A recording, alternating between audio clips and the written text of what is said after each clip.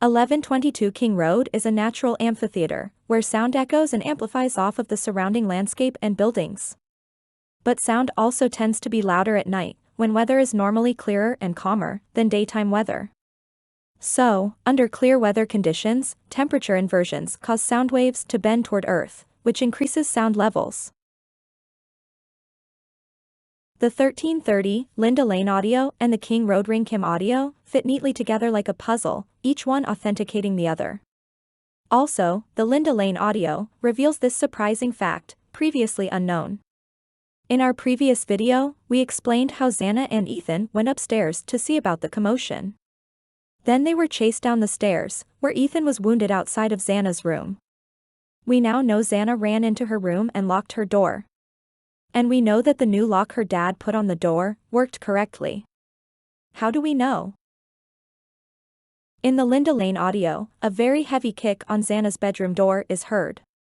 A few seconds later, the perpetrator says, "Open that door." This also explains why Xana asked questions such as, "How did y'all find us?" And "Who are you?" She was able to ask those questions because a locked door was between her and the perpetrator. We believe that while asking questions, Xana eventually opened her door. Perhaps out of concern for the wounded Ethan. Another revelation is, it appears that Koberger allegedly departed from the house around the time the other perpetrator was attempting to enter Xana's room. Because we clearly hear tires screeching at about 4:21 a.m. And this coincides with the law enforcement affidavit. The Linda Lane audio also records the voice of someone standing beneath the camera. They seem to be reacting or interacting with what's taking place at 1122 King Road. Whiffs of cigarette smoke is seen occasionally wafting from underneath the Linda Lane surveillance camera. A voice is heard on what sounds like a two-way radio, saying, "Tell her where you come from. And I'm a cop." These responses coincide with the questions Xana was asking the perpetrator.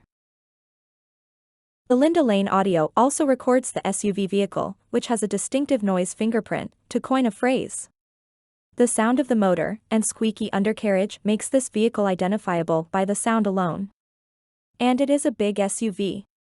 Perhaps the size of a Chevy Suburban. Law enforcement must have seen it on the same cam that spotted the white Elantra. So, why was there no announcement to the public to be on the lookout for this vehicle? Later in this video, you will see where Xana and Ethan's voices were recorded by the Linda Lane surveillance. And the important timestamps on Xana's voice and the car speeding away is affirmation. Affirmation for those of us who believed all along that there was more than one accomplice. We hope you enjoy the rest of the video, and please like and subscribe.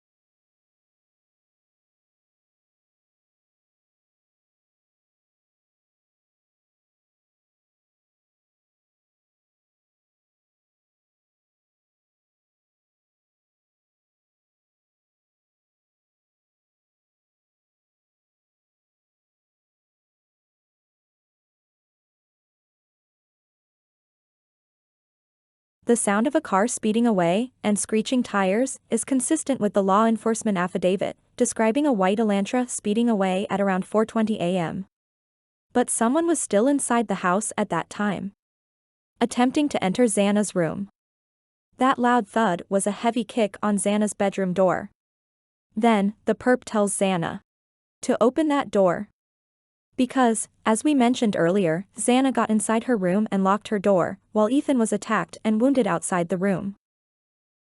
So the question remains? While Kohberger was speeding away in that white Elantra, who was the perp inside the house? Talking to Xana and attempting to get inside her room.